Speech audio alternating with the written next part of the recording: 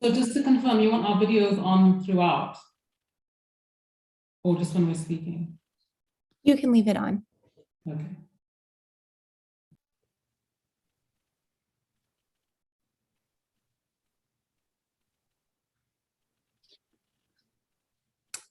Hello, everyone. We'll be starting in just a minute. We'll wait for a few more folks to join and then we'll get going with the program.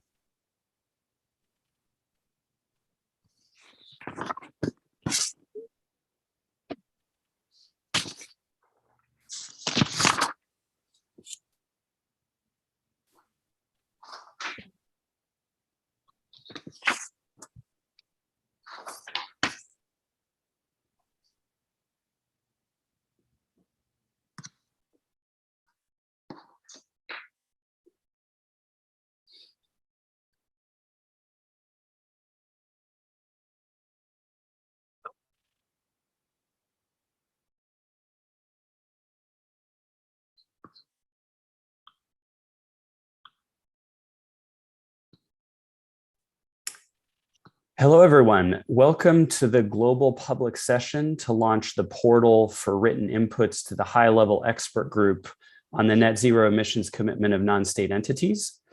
Today's event is co-hosted by the United Nations Climate Action Team, the Technical Secretariat of the High-Level Expert Group, and the United Nations Foundation. My name is Ryan Hobart. I'm the Managing Director for Climate and Environment at the UN Foundation. During today's session, we'll hear about the high-level expert group, its purpose, plans for its work over the coming months, the public consultation being launched today, and the timeline for developing the group's recommendations for the Secretary General. At the end of the session, we will have the opportunity to address your questions about the expert group's work.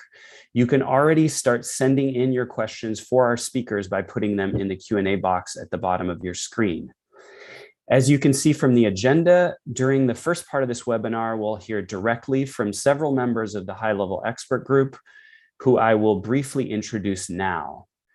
Catherine McKenna is the chair of the high-level expert group and is the former Canadian Minister of Environment and Climate Change, a position she held from 2015 to 2019 before becoming Minister of Infrastructure and Communities from 2019 to 2021. Bill Hare is the co-founder and CEO of Climate Analytics, an international nonprofit climate science and policy institute based in Germany. Camila Escobar is the CEO of Juan Valdez Café, a multinational company based in Colombia. Aruna Baghosh is the CEO of the Council on Energy, Environment and Water, CEEW, a climate and energy think tank based in India. Helena Viñas Fiestas is the Commissioner of the Spanish Financial Markets Authority and the Rapporteur of the EU Platform on Sustainable Finance. And last but not least, Malongo Mugogo is the Managing Director of Zany Zany Sustainable Finance, an African-based think tank. A couple of quick housekeeping items before we get started.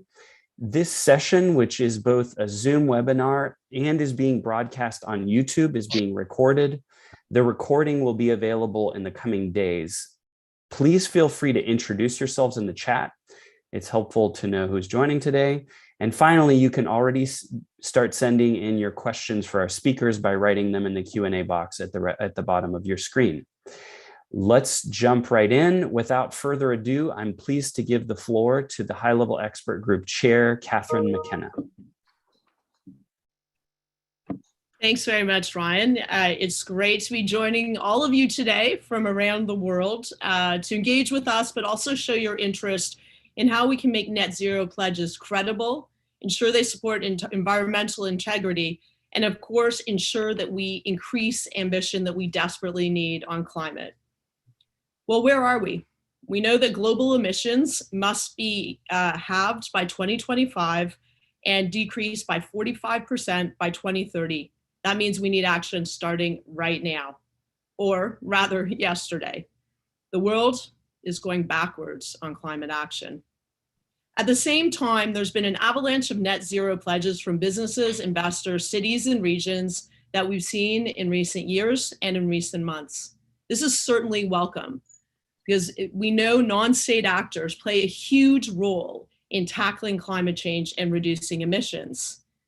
But let's be clear, setting a common destination, while an important first step, and as has been made clear by the UN Secretary General, pledging net zero emissions is the easy part. The harder part is doing the work to get there, especially ensuring that we have actions now. As Secretary Guterres said in Glasgow, we have a deficit of credibility and of concrete delivery plans, and a surplus of confusion about the various types of pledges that have been made and what they mean in practice. So that gets us to the expert group. The purpose of the expert group is to help deliver stronger, clearer standards for net zero pledges that apply to all non-state actors and help them speed up their implementation so they contribute to the real, deep, urgent GHG emission cuts that the world desperately needs. I'm really delighted to work with 17 experts from around the world. They represent gender, geographic, and thematic balance and diversity. I certainly encourage you to look at their bios because I think you'll be suitably impressed. It's certainly been a pleasure working with all of them on a very big job. The group has agreed to work on a two-phase approach. We started our work in late March and are now in phase 1. We've been mapping and analyzing the net zero landscape. For example, a range of consultations with key stakeholders to help us understand where major initiatives are in their net zero journey. Phase 2 will consist of drafting the recommendations. Our recommendations will follow the vision of the Secretary General and ensure credibility and environmental integrity in non-state actor net zero emission commitments. We know that transparency and inclusiveness are critical in ensuring the success of the expert group to deliver on its mandate. So that's where you come in. Today, we're launching the call for submissions and the dedicated portal. We welcome all stakeholders to engage with us by sending written inputs that'll be available for all to see. We really do need to hear from you, and we need a diversity of views. Submissions will be accepted around the 4 themes in the terms of reference in any of the 6 official UN languages. Written submissions are a key means of sharing information and perspectives, building understanding, and helping advance the work of the group in an open, transparent, and inclusive manner. The submissions portal will be open for the public from the 29th of June to 31st of August. The written submissions are based on the terms of reference from the group. So what are they? There are 4 things. 1, 1.5 degrees. We know we need to get there, and this is focused on standards and definitions of net zero. 2, short-term interim targets, transition plans, measurement and reporting, the credibility criteria. 3, the governance of targets. How do we ensure verification and transparency? And 4, the pathway of to regulation. How do we move from voluntary to mandatory? And how do we ensure a level playing fields? This is standards and criteria. Our initial recommendations will help bring more clarity and practical ambition to the space of net zero commitments and will be shared with the Secretary General in advance of COP27. Now, just one more thing. I hope you're all thinking of your questions right now.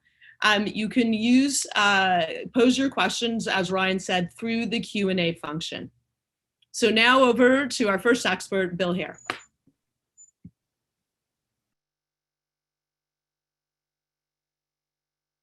Thank you, Catherine. And hello, everyone. And thank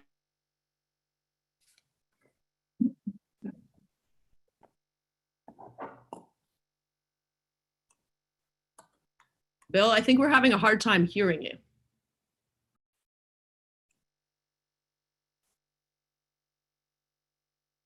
So I'm hoping I'm still on, Catherine. I don't know what happened. There's a glitch in the internet. Look, I'm just going to give a quick overview of where we've got to as a group on the whole question of 1.5 degree standards and definitions of net zero. I'll be brief because we want to focus on your questions. So far, our key takeaways from the ongoing consultations that we've had, and there's a great team working on this, I can reinforce that. Well, we've identified that a common set of standards and definitions for net zero is needed. We really stand at a moment in time in history where we know what the science is telling us very, very clearly, and that is we must do our utmost to really reduce and cut emissions fast enough to get onto the Paris Agreement 1.5 degree pathway. I know all stakeholders are aware of this, and all stakeholders are probably very prepared to take on board the fact that we need to undertake very urgent action and that everything done in this framework needs to be robust. There's a big confusion out there about what net zero is, and this has led to a wide diversity of interpretations by those pledging to reach net zero. And I think we need to reach a shared understanding of what reaching net zero emission commitments and implementing along that pathway towards that really means if we are going to, as a global community, keep the 1.5 degree goal alive. There is a credibility contribution needed to everyone's fair share to urgently cut emissions and to achieve that reduction of 45% by 2030 from 2010 levels. Just looking ahead a bit for the forthcoming work of the group, the UN Secretary General has been very clear and he's asked for the highest possible integrity of standards for net zero groups, for net zero targets. And our group is considering ways to ensure that there is limited or no overshoot of the 1.5 degree level. And we'll be looking very carefully at the IPCC 6th assessment report scenarios for that. And in particular, we'll also be looking in some detail at the specific questions of the details of offsetting and how that may help or hinder the achievement of that goal. We simply can't afford greenwashing to happen. We can't afford offsetting to be a greenwashing technique rather than a way towards achieving real net zero emissions. We all know, and the science is very clear, that we have to achieve a fairly radical decrease in reductions, and that the reductions that we do look at being needed from stakeholders need to be, in general, absolute reductions, not relative, not against some baseline, but absolute. Now, I'd like to hand over to Camilla, whom I hope has been able to join us. Yes, I see Camilla from Colombia. Over to you, Camilla. Thank you very much, Bill, and good morning, good afternoon to all my colleagues and to everyone who is connected today. It's a pleasure being here today. I have some words on short-term interim targets, transition plans, measurement, and reporting, which is around credibility criteria. Some key takeaways from our consultations so far and ongoing is that we have identified that most net zero pledges are based on targets which are so far into the future that there is no action implied right now, or few action right now. Net zero can not only be about cutting emissions 18 years from now. Net zero commitments must contribute to immediate change in how the company, the investor, or the city takes actions with regards to their investments and their transition plans. Also, we understood that companies, cities, and other non-state actors are all starting from different scenarios and realities in this journey to net zero. This brings implications in terms of knowledge, methodologies, just transition, and reporting. Although there is already some great effort from some non-state actors, there are also important differences between regions and industries that pose a challenge to achieving net zero pledges. So forthcoming, the group is working on the following topics. First, we will look at addressing gaps in existing guidelines, processes, and mechanisms, as well as what standards for measurement and reporting on net zero targets are being used to build on that. To give you examples, the need to disclose transition plans to reach the objective to keep 1.5 within reach. Another example is that we know emissions happen in scope 1, 2, and 3 of the emitters. We therefore need also to address the concerns of why all stakeholders are not yet covering these emissions. Second, We are also addressing how to broaden the number of entities that commit to measuring baselines, to pledges, and to transition plans. This is going to be key as we move forward. Third, an ongoing discussion will be needed to look at net zero targets and the transition plans through breaking these into shorter phases, including how this is measured and reported on so that stakeholders can assess progress toward net zero commitments. For this reason, it has been important to collect best practices and experiences from existing standards and initiatives such as Race to Zero, SBTI, GFANS, and some others, to aim to common understanding in terms of measurement and reporting, and as I mentioned before, building on existing discussions. Finally, the UN Secretary has said, fossil fuel exploration or production is simply disillusional. This is an important approach that we as a group understand and must reflect on in net zero pledges. Thank you so much, and I'm glad to hand over to my dear colleague, Arunabha Ghosh. Thank you, Camilla, and good day to everyone. Just building up on what Camilla was saying, that once the non-state entities report on what they are doing, it is very important to make sure that we can verify those actions, and that verification itself has an element of credibility attached to them. So when we are looking at the governance of the targets and the verification and transparency associated with those targets and the actions underlying them, what is it that we've learned so far in our consultations? First, we've identified several significant gaps in the bottom-up processes for the international community to independently verify and account in a transparent manner for the progress that the non-state entities are making towards meeting their net zero commitments. And therefore, the independent verification that will be needed for the fulfillment of those reported decarbonization plans, including any reliance on carbon dioxide removal and offsets. Until we have credible verification and transparency, it'll be very hard to assess and ascertain the same. The second is that, therefore, we need an enhanced transparency and more robust verification as a priority across the board. So we are exploring how the targets could be transparently declared, but also assessed independently with a bias, as Camilla and Bill were saying, for action sooner than later.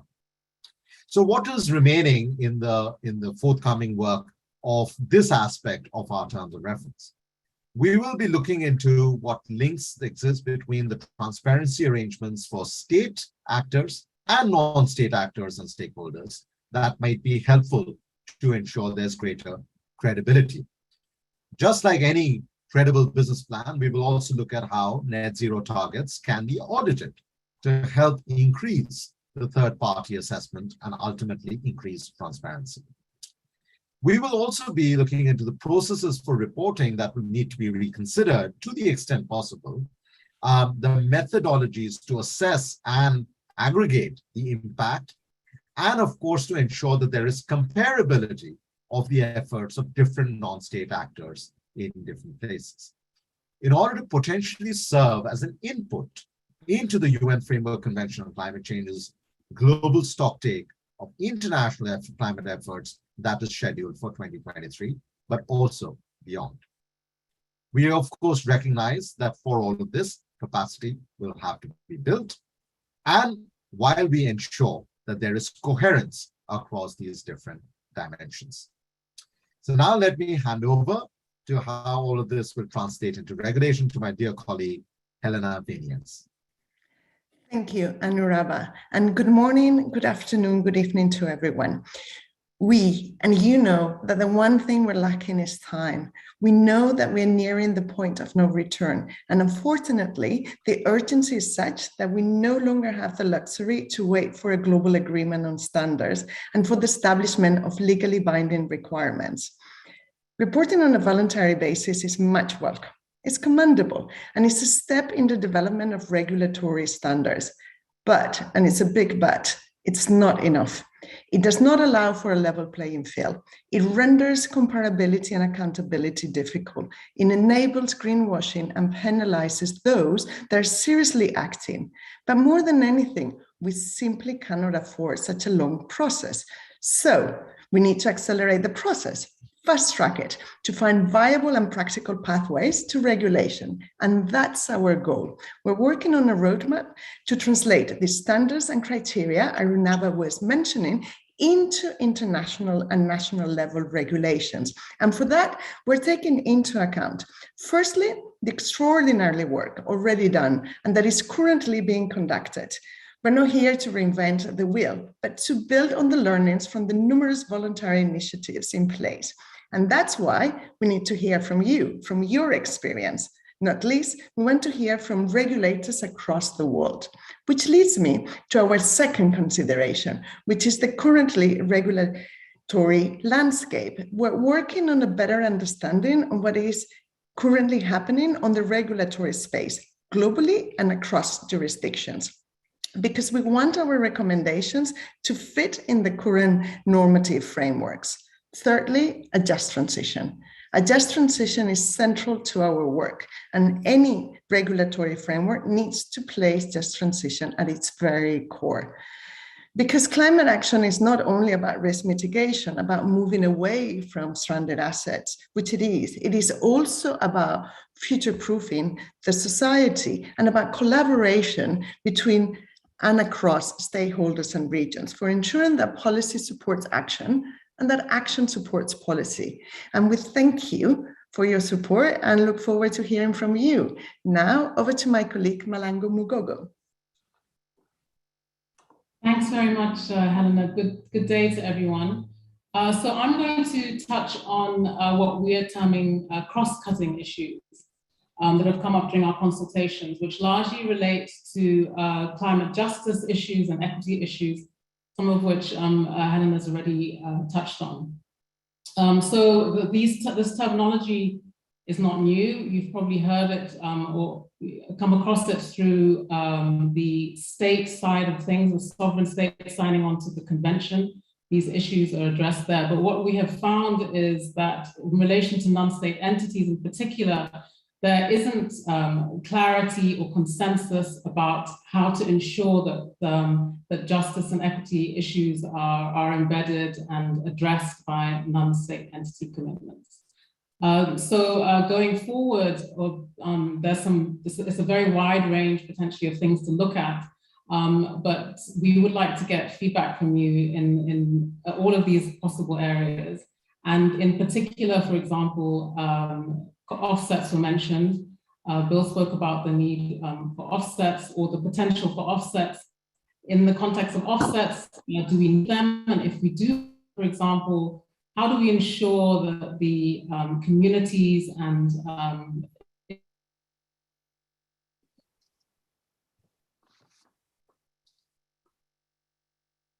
think unfortunately we're losing Malango. Individuals that are affected immediately by these offsets, that their rights process. Sorry, can you hear me now? Yeah, yes, you're back. Maybe repeat your last sentence. I think I was speaking about offsets and saying that, for example, if offsets were considered to be credible parts of a net zero commitment by a non-state entity, how do we ensure that the communities that are directly affected by offset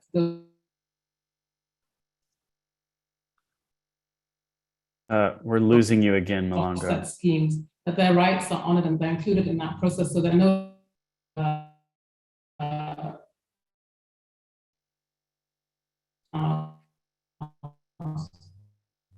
Unfortunately, Malango, we keep.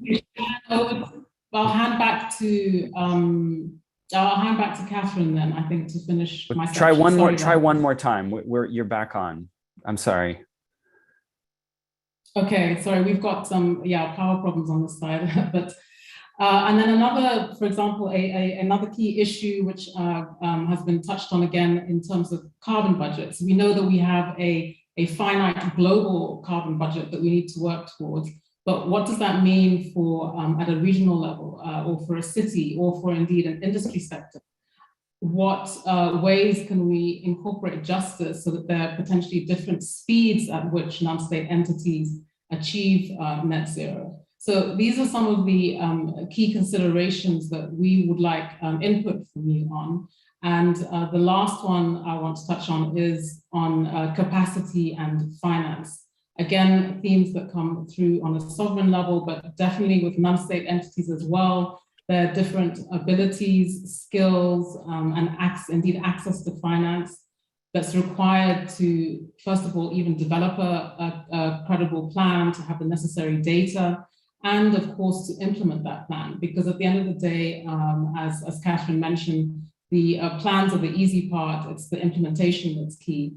And so what if a non-state entity doesn't have the financing to be able to do that? How do we address this as in our recommendations?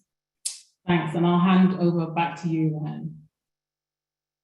Wonderful. Well, thank you so much. As you can see, we have a wealth of experience and expertise here, and we have plenty of time for questions from all of you. So they're already coming in. Please continue to submit your questions through the Q&A box, but we'll get started right away with our first question. So the first one is from Brad Schallert, who asks, how is the high-level expert group planning to avoid duplication with other initiatives like SBTI, VCMI, et cetera?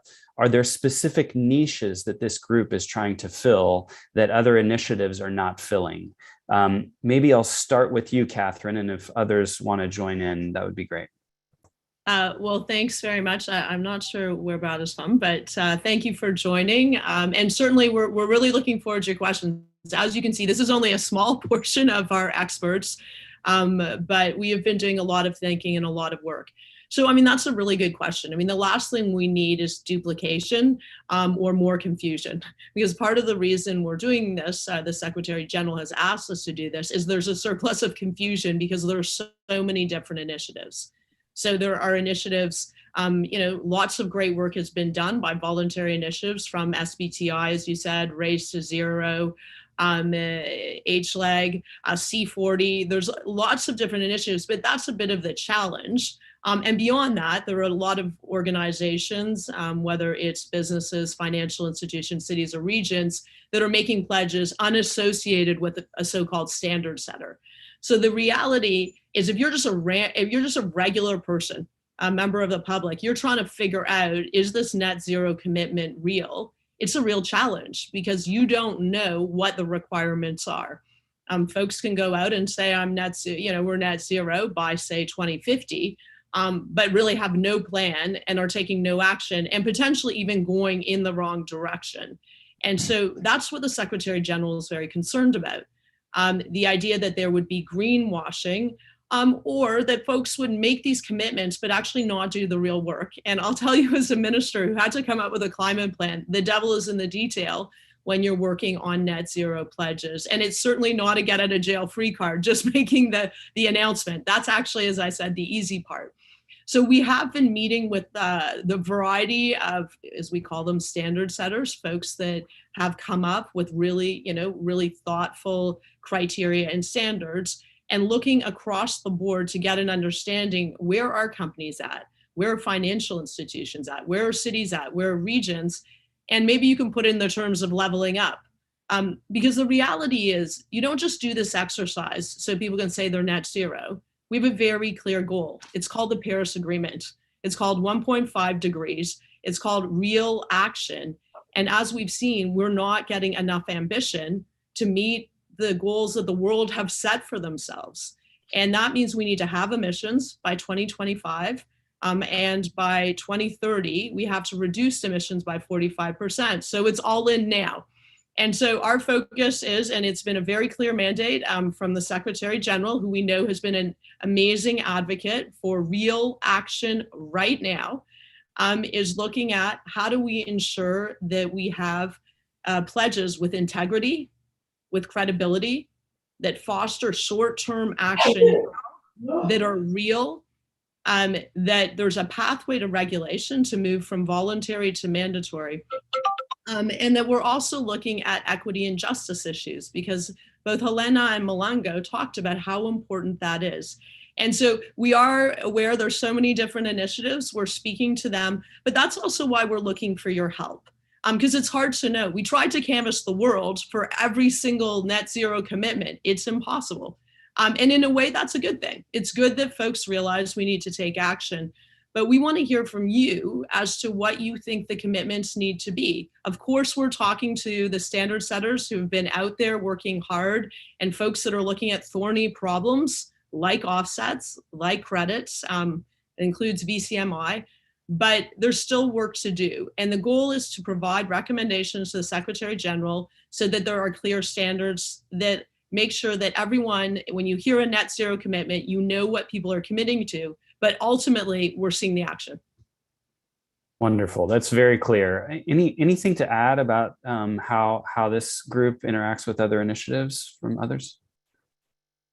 Maybe if I may add, Ryan, on the reporting side, just to reassure everyone that we are looking into all climate-related reporting frameworks, whether they are voluntary, so they've been generated by a voluntary initiative, or they're part of a regulatory framework. For example, the TCFD, the Task Force on Climate-Related Disclosures.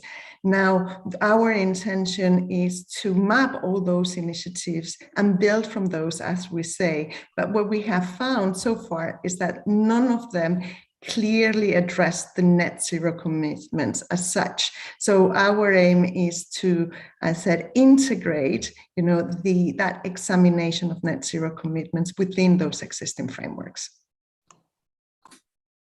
That's great. Anyone else on this question? Ryan, just to jump in Bill. quickly, I guess, look, it's a very obvious question. There's many great activities going on out there, and I know some are concerned that we could be duplicating that.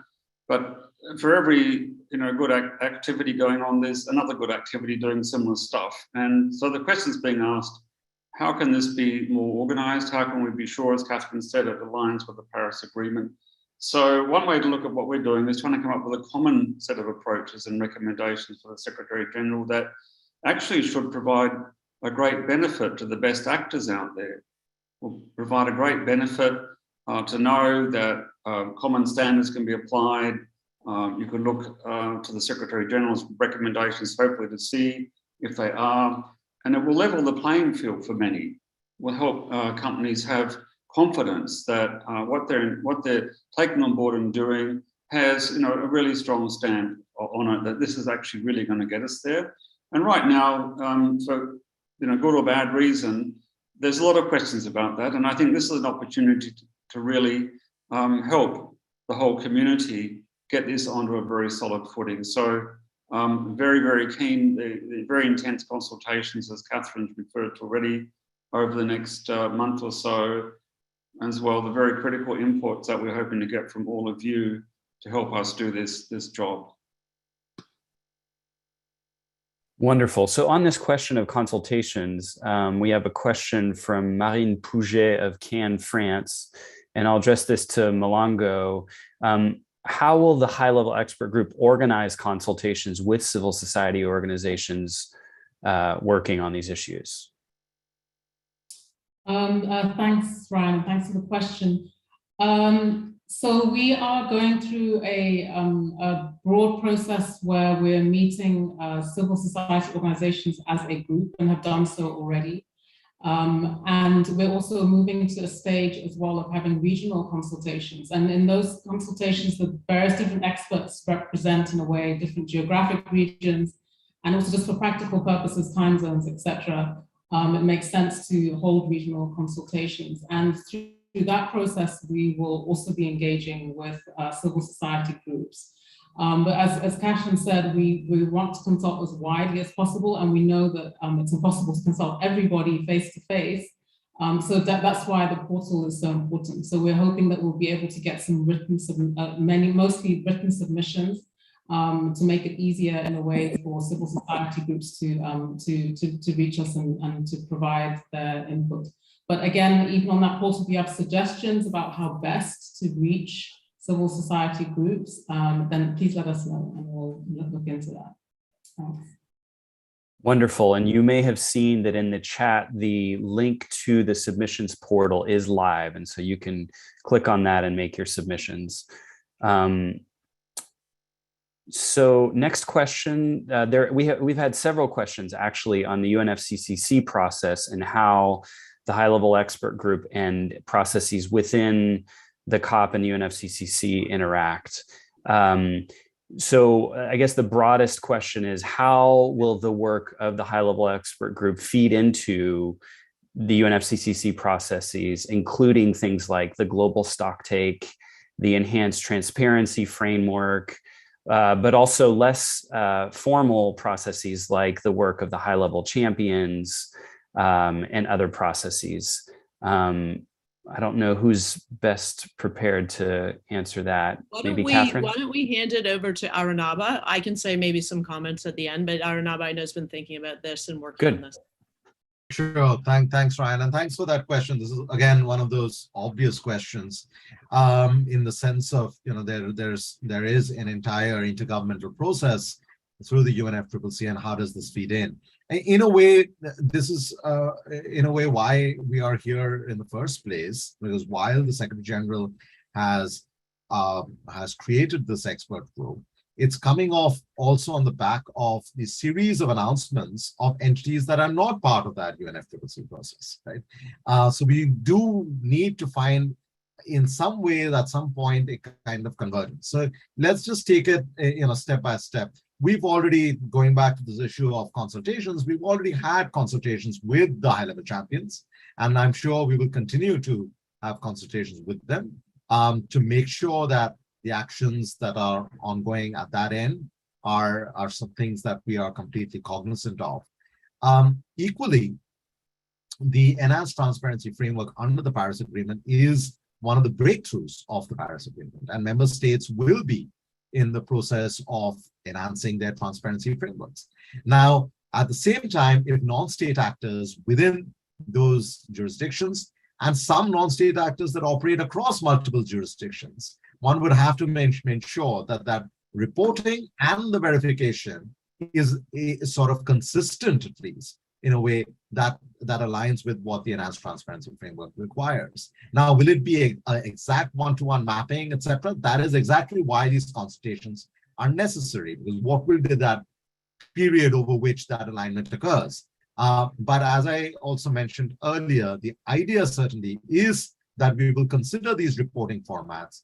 We're going through all these different non-state actor initiatives that have their own sort of voluntary reporting or voluntary verification or self-verification approaches to see how those methodologies can have a sense of coherence, and then to what extent at least that they're aligning with what the enhanced transparency framework requires. So that when we come to 2023, there is a global stocktake, but equally there is this process can feed into that kind of a conversation to make sure that at least in a double helix way that convergence occurs at the right time. Great. Anyone else on those interactions between UNFCCC and? I guess just on the global stocktake, it's a really good question, and the kind of issues about what does net zero mean, how are parties getting there, and what's going on outside of the party framework was active in Bonn just a few weeks ago. So I think the work that we're doing will, one way or the other, feed into that global stocktake discussion. And I also think from talking to the high-level champions that if our team is successful, as it surely will be under Catherine's leadership, the output is going to be very important for helping the high-level champions do their work over the next year.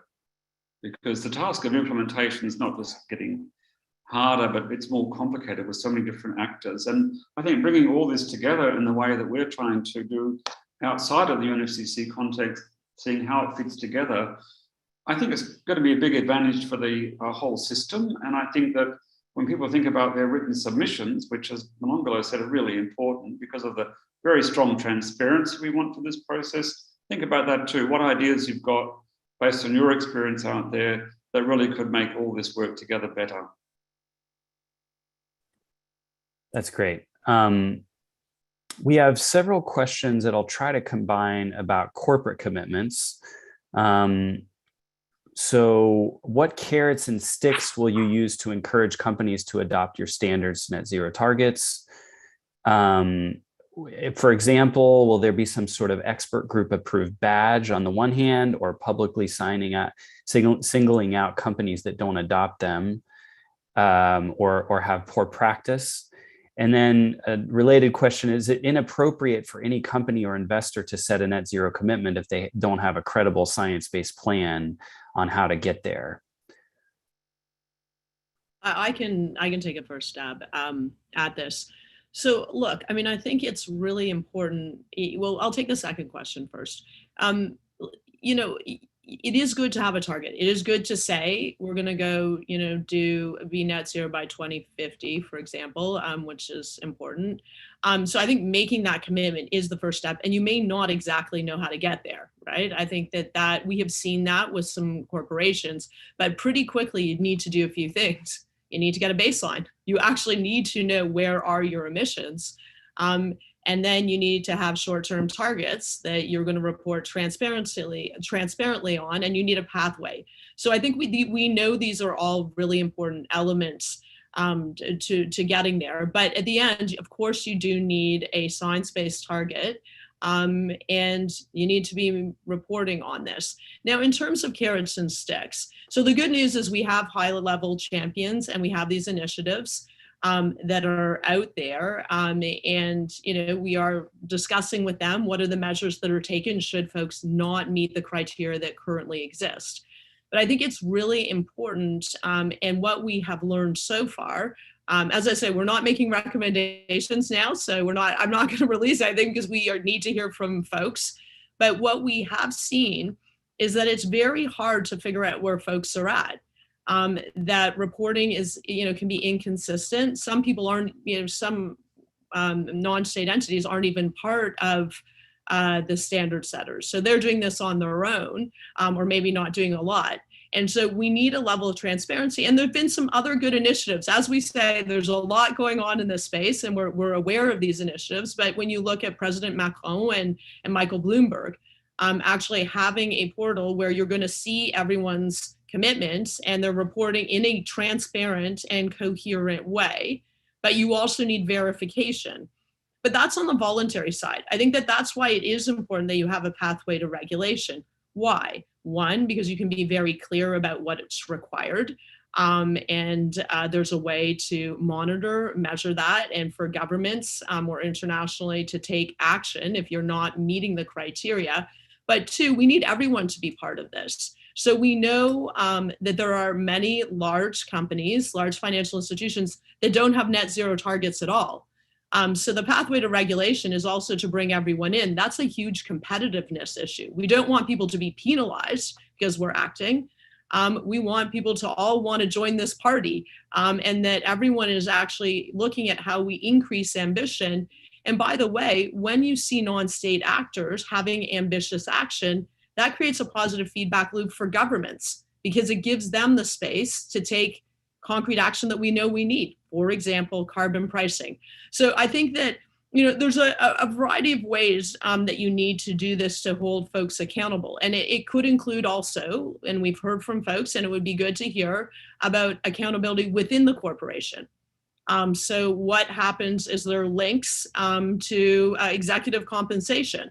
Are there ways that actually within the corporation you're creating a virtual cycle where it's not just your ESG folks, that the whole company is very focused on this, They're external transparency mechanisms that can be voluntary, but are out there for everyone to see. And we know shareholders have been extremely active in this space, but consumers, when they hear that something's net zero, they want to know, is this actually true? And then, of course, there's the regulation part, which we have great, Helena's working so hard on. And then within the UNFCCC and the global stock take, which Arunabha spoke about, but how do we actually bring this into the international system, where it's been largely focused on state actors, although a lot of good work on non-state actors, but not as formally incorporated. Ryan, if I may add very quickly, Please. I think, to cut a long story short, this is about short-term pains for short-term gains, because we cannot underestimate the gains for corporates and for financial institutions of being first movers. You know, we know that all need to get to net zero. So those who are moving first, those actors are gaining competitive advantage. And we can already see it, for example, in the financial industry. All the fast-growing markets are all linked to sustainability and they're climate related. So I would also like to stress, you know, the positive story here. This is about green growth, and this is about competitive advantage. That's really helpful. So one question for Malongo from Kyle Vermette. How will the high-level expert group ensure that the rights of Indigenous peoples are respected by proposed activities and the pledges of non-state actors? Thanks for that question. Yeah, that's an important concern. And Indigenous people and communities are the custodians of the land and the seas that we're relying on to function in a 1.5 degree world. So it's incredibly important. So, I mean, our recommendations will definitely address this issue. And again, we're welcoming inputs in terms of experience around this, of what has worked and what doesn't work, and some of the things, unintended consequences that we should consider when we're putting forward our recommendations. But ultimately, I mean, even similar to regulation, it comes down to sovereign states at the end of the day, largely in terms of how the recommendations are taken forward. So we will strongly encourage that these issues are considered, but it's not necessarily up to ourselves, or the UN Secretary General himself doesn't have necessarily the ability to enforce that, but we will definitely consider this and make very, very strong recommendations around it. Thanks. Wonderful. A question from Margot Deluc of the European Climate Foundation.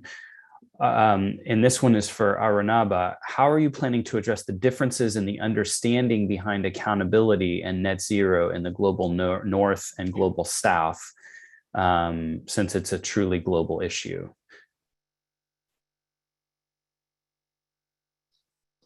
No, certainly, and this is in a way also related to the question earlier about the UNFCCC process, right? The world has to get to net zero by 2050. That is, and yet there are conversations between governments about different pathways and different target years, etc. When we look at the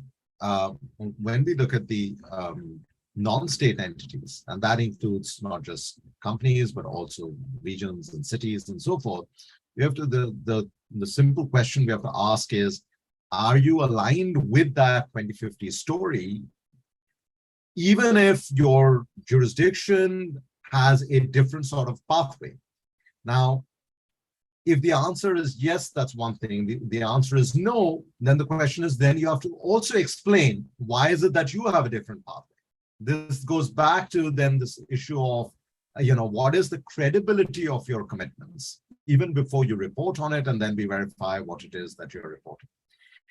Related to that reporting then also is this question of, how are we making sure that these different pathways are comparable in terms of what is being reported? And that's where, again, the commonality of reporting standards and coherence across them is going to be necessary. Otherwise, if each initiative starts coming up with different reporting formats, then it becomes obviously much more challenging to compare one versus the other. So both in this regard, it's like, do you have a target that is consistent with planetary integrity? Is your pathway then, if it is different, do you have a credible explanation why or why not? And then is your reporting framework increasingly coherent and consistent with other reporting frameworks so that there is increasing comparability? At least this is the way we would like to evaluate and assess all that is out there before the actual recommendations come forward from the group. Wonderful. Bill, do you have anything to add on that, given all your work on pathways from countries? Yeah, just to confirm, what Arnav was saying, that there's different pathways to net zero, and that applies within sectors, within economies, depending on a country's starting point, and that's very evident in the scientific literature, whether it's our own work or what you see in the IPCC. So this expert group is not going to be setting sectoral benchmarks, but it will be considering how to talk about setting benchmarks that corporates and others can use in a conceptual sense to get towards net zero and stay within 1.5 degrees. And in doing so, I think there's already agreement that we really need to understand and take account of each individual country's starting point in the developmental context and the technological context. So I think we're pretty primed to take this on board and throw the question back to all of you out there. We really need to hear from you about your views about how this might work, what the issues are that need to be considered in doing that. And then there are manifold issues and they're complicated. There's often no one way to look at this. So I think the benefit of the next month or so is that you've got the chance to put really strong ideas in that we can help filter, and it will be transparent to others in the 6 UN languages to really help us transparently get to an outcome here. That's great. I think we have time for one more question before we go back to Catherine for a closing, and maybe I'll ask this to you, Helena. It's about, will the high-level expert group look at lobbying activities of companies that have made net zero commitments? How does that play in? Thank you. And thank you for asking that question. In my previous life, I worked quite a bit on examining lobbying practices from companies. So it's an issue that is very close to me.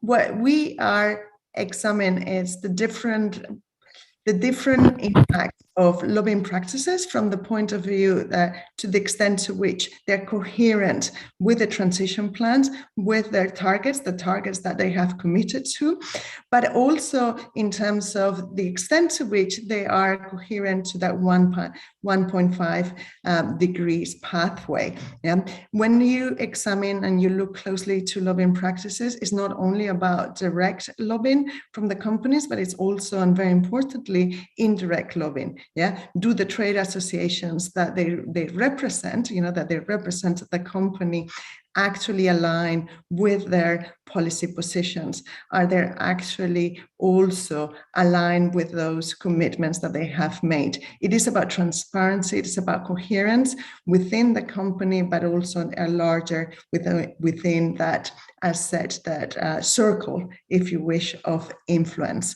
So we're definitely going to look at them. We are looking at them, but we don't know, and we will be very pleased to hear from the person who has asked the question is exactly how it will be integrated. Thank you. Great, thank you very much. Catherine, back to you for closing remarks before I do a very quick close myself. Well, I have to be impressed. We stayed on time and we had a lot of questions. So thanks to everyone who joined, because as you can see, we've been doing a lot of thinking. We have really smart experts, but these are tough issues. And we really do, I cannot emphasize enough how we need to hear from a diversity of voices. Sometimes in the UN world, In climate discussions, it's limited to experts or folks that are very engaged. But regular people have really important issues, really important concerns, really important focuses in all of these areas. So we really do encourage all of you who've joined us to not just put in a submission, but to reach out to your networks so that we can hear from a huge group of people and really come up with the best recommendations for the Secretary General. Look, we know pledges alone aren't going to reduce emissions, that we need to see robust delivery plans and concrete actions. Building on the great work of standard setters, we need to bring everyone into this conversation with clear standards, criteria, as well as a pathway to regulation. And all the while thinking very carefully about equity and just transition issues and concerns. We need speedy implementation. The science shows this. We're very far from where we need to be, but the good news is we can get there. We know what the solutions are, and we see that the expert group is part of this process, that we have an important role to play to bring coherence, but to also raise ambition and to create a positive feedback loop to support the work of countries who also need to be more ambitious. So the purpose of this consultations is really to gather the widest possible range of inputs and perspectives in a very short time. As you've heard, with the consultations and the portal are open until the end of August. And we have been given a task by the Secretary General to report in advance of COP27. And that's where we really need to hear from you, whether you're a business, you're an investor, you're a city or region, you're a not-for-profit, you're a charitable organization, you're an indigenous group or community, you represent the global north or the global south, that you are just a regular person who cares about these issues. It matters. So please do weigh in. And I will just say we've got a quote up there by the Secretary General. And I think he's been very clear on this. The world is in a race against time. We can't afford slow movers, we can't afford fake movers, and we can't afford any form of greenwashing. And also, from a positive perspective, we have the ability to be more ambitious. We have the ability to provide transparency and accountability and to ensure those that are taking action are rewarded by that, and that we bring everyone into this, that everyone contributes in really ambitious ways to meeting the targets that have been set under the Paris Agreement. So certainly encouraging you to help us do our work. We don't have a long time, and we recognize that for some of you, these are valuable summer months, but this is an important mission for us.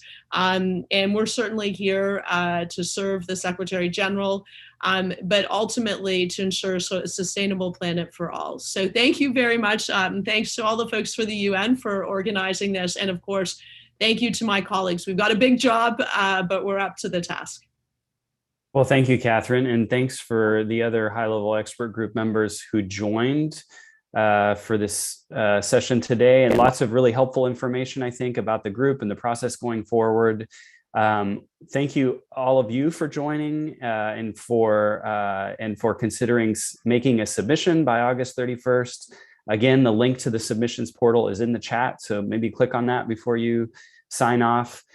Special thanks to Lorena Gonzalez and Heidi Husko, who lead the high-level expert group secretariat, for all their work behind the scenes to make today's session possible. And thanks also to the UN Foundation team, to Claire White, to Evelyn Todt, to Alex Cashton, Jennifer Bates, and Caitlin Yuan. Thank you all for joining. Have a great day, everyone.